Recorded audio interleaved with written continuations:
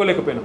ఇక కాంగ్రెస్ వాళ్ళు ఏం చేసిండ్రు, సందెట్లో సడేమి అని చెప్పి డైలాగులు కొట్టిండ్రు, ఉదర కొట్టిండ్రు, ఉపన్యాసాలు ఇచ్చిండ్రు, అశోక్ నగర్ పోయినరు, ఆడ ప్రిపేర్ అవుతున్న పిల్లగాళ్ళని నెత్తి ఖరాబ్ చేసిండ్రు. చేసి ఏం చెప్పిండ్రు, 2 లక్షల ఉద్యోగాలు ఇస్తాం మొదటి సంవత్సరంలో. రాహుల్ గాంధీ చెప్పిండు, వాళ్ళు వీళ్ళు కాదు.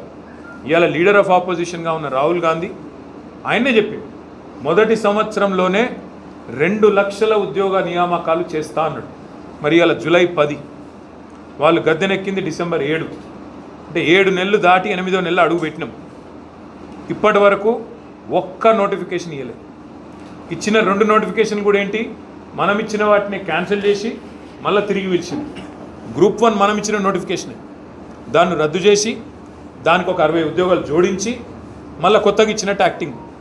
అదేవిధంగా డిఎస్సి మనం 5,000తో ఇస్తే దాన్ని రద్దు చేసి దానికి ఇంకో 5,000 కలిపి, ప్రతిపక్షంలో ఉన్నప్పుడేమో 50,000 టీచర్ ఉద్యోగాలు ఉన్నాయి, డిఎస్సి పిలవాలి, మెగా డిఎస్సి అని లొల్లిపెట్టిన రేవంత్ రెడ్డి మనం ఇచ్చిన 5,000 రద్దు చేసి దానికి ఇంకో 5,000 తోడు చేసి దానికి ఇవాళ మెగా డిఎస్సి అని దానికే పేరు పెట్టి ఇవాళ ఆయన మళ్ళీ కొత్త ప్రకటన ఇచ్చిండు.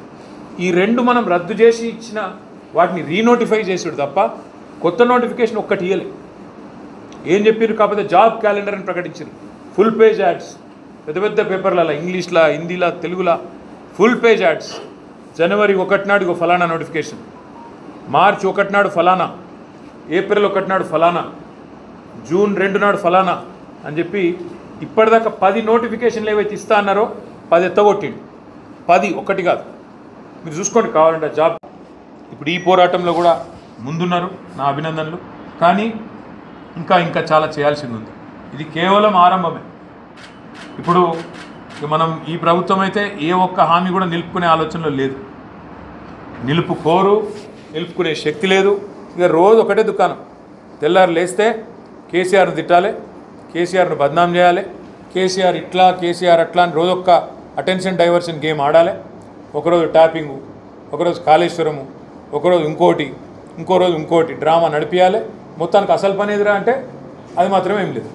రైతు బంధు ఎప్పుడు ఇస్తావో చెప్పేది లేదు, మహాలక్ష్మి ఎప్పుడు చాలా అవుతుందో తెలియదు, 2 లక్షల ఉద్యోగాల సంగతి అంతకంటే తెలియదు.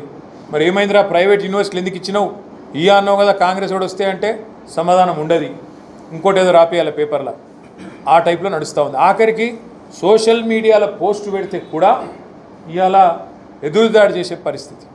ఫోన్లు చేసి, పోలీసు వాళ్ళు ఫోన్లు చేసి బెదిరించి డిలీట్ చేపిస్తాను.